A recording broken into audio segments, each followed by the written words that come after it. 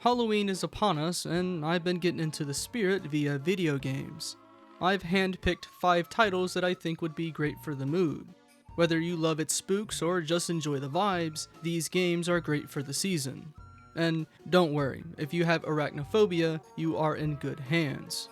There are some in a few of these games, but I won't show them. I'll go the extra mile and tell which ones do have them.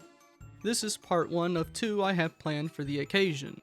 This video will focus on the single player titles, while my second video will be only about multiplayer.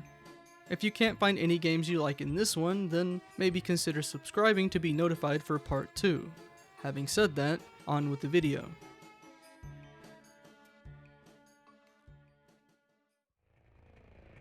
The first game to start us off is one that captured me visually.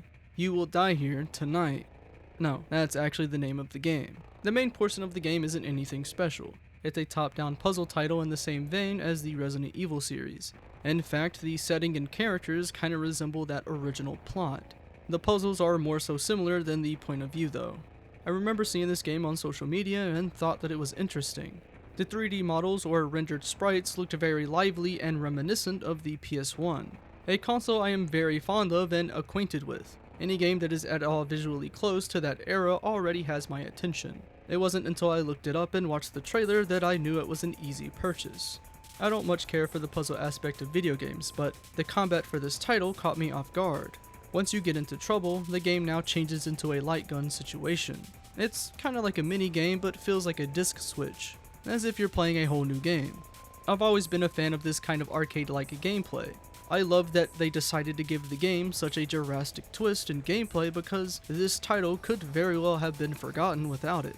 Far too often do I see games that try to be like a veteran series and not offer much deviation or creativity from its reference. This was a breath of fresh air to indies for me personally. The gunplay is pretty sweet too, and I wouldn't mind a sequel to this. Alright, so the reason I haven't talked about its story is because it has a major event very early on that I don't want to ruin it. I don't even want to show much gameplay just to keep that mystery intact. What I will say is that the title is what it says it is. It's a very trial and error game. It's just stating the obvious and what will happen like what happens in every other game. There are spiders in this title, so you have been warned. They can also get pretty realistic. The only reason why I'm even recommending this game despite my fear of them is that it really is worth playing. You Will Die Here Tonight is a $20 game with a discount of $5. Either price point is extremely fair in my opinion. I really do love this game and it is a must for any fan of the horror genre.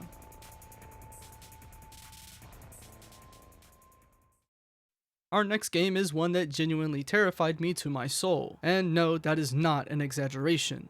That game being Doom 3. Now, most of the Doom games are decent arcade-like experiences with amazing music. The one thing I thought they lacked, however, was substance. Of course, not every game needs expansive stories to be appreciated. Doom, on the other hand, to me, feels like it has more to tell. The idea of man being able to interact with the one thing he fears is a story that should be told. To some degree, this game does that. For the most part though, it really is just Doom. There are 3 very big disclaimers for this game that I think are worth mentioning. 1. This game is pretty old, so no matter where you buy it, you may come across some problems on startup. 2. It is a very scary and disturbing game, which we'll come back to in a sec. And 3. Do not go into this game thinking you're 2016 Doom Slayer. This title is meant to scare you, and it can't be scary if you're overpowered. You will be fighting for your life the entire game. There are demon spiders in this game too, which are pretty creepy, just a heads up. In order for me to see how less scary the BFG edition was, I played the starting section via the original game first. It was insanely terrifying. I didn't play any more than that in order for me to get a genuine reaction to the 2012 edition. I dreaded every corner and every long hallway, no matter the version I played. To say that this version is less scary than the original is kind of an overstatement. Having said that, this is a horrifying title. Not only is it scary to get through, but it has lots of disturbing imagery. I'm going to try not to show any of it, but there was this one level where I saw a man crucified to the ceiling with his body ripped open. I apologize for that description, but that and worse is in this game. I wouldn't blame you if you skipped this one. If you like Valve games, you might enjoy Doom 3. I'm not saying that this is an all-time great title, but it did feel very Valve to me in the way it tells its story without many cutscenes, though it still does have quite a bit of them.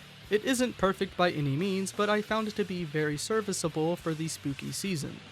Doom 3 is $10 base price, with its discount price being about $4. While the critics didn't care much for this game, the community certainly did. If you buy the GOG version, you get access to an easy install to a community mod, Phobos. Phobos adds even more story and content among other things. Doom 3 is also backwards compatible on Xbox systems.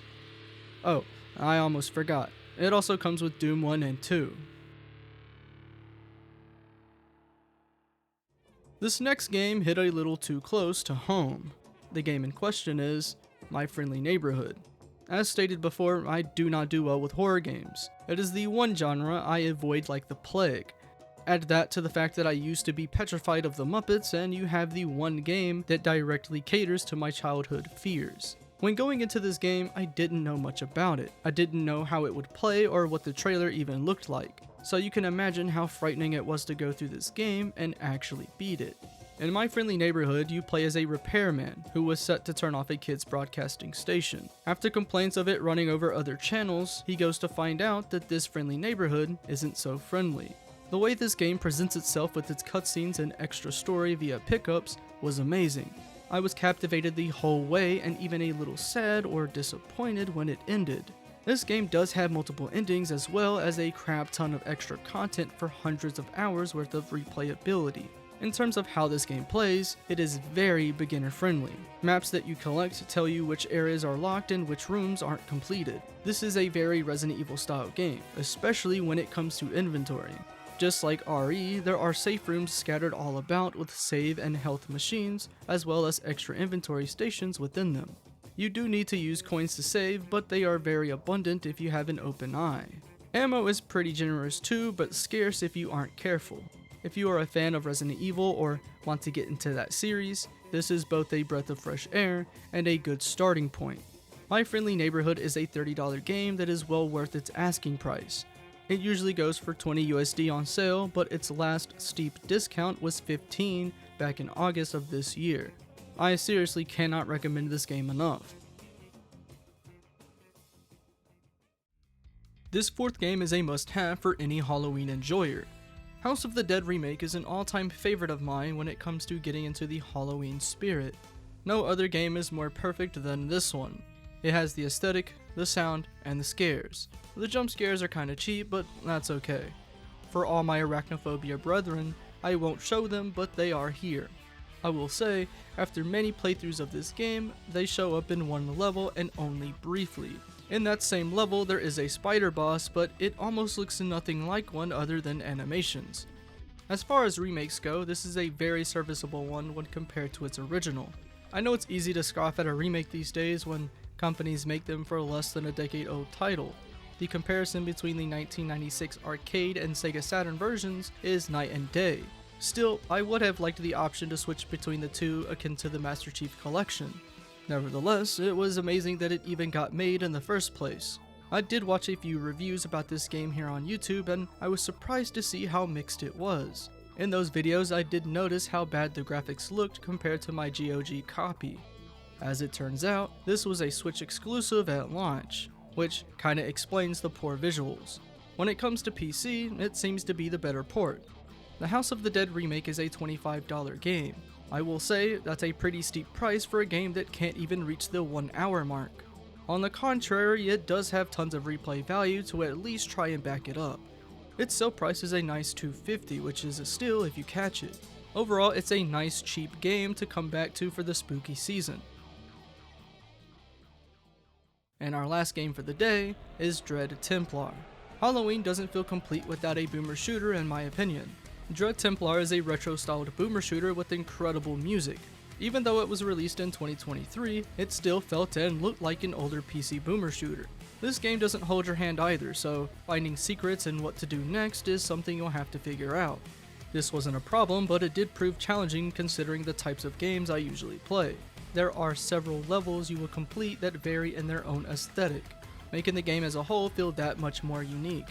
Speaking of looks, it is on the more hardcore side. Now, it's no Mortal Kombat or Doom 2016, but it does have its fair share of graphic violence and haunting levels. And just like the Doom games, this title has loads of interesting and fun guns to use and upgrade. Running and dodging while swapping guns mid-fight is encouraged if you want to get the most out of your arsenal. As retro as it may be, its indie charm does peer through via its story. I'm not going to say that older boomer shooters didn't include a plot, but they usually weren't heavily present or presented how this title does it. Between chapters, you are subject to listening to audio of the protagonist's history accompanied by some images. It's pretty bare bones all things considered, but it is interesting that it's here at all. I found it to be a bit goofy on how the voice was done, but it's a small part and almost forgettable compared to the rest of the game. This title was a blast to play, and very easy to get sucked into. When recording footage for this video, I found myself enjoying the game all over again. It doesn't help that the music keeps you from closing the app. Thankfully, the entire soundtrack has been released to Spotify and YouTube. Dread Templar is $20 base price. It usually goes on sale for $4. The 20 might be a bit steep, but its sale price is more than fair. You can't really go wrong with this game, and even if you don't want to check it out, you can at least enjoy its soundtrack. It was pretty challenging to find any Halloween games that weren't straight up demonic to some degree. As much as I tried not to, all but one were in that ballpark.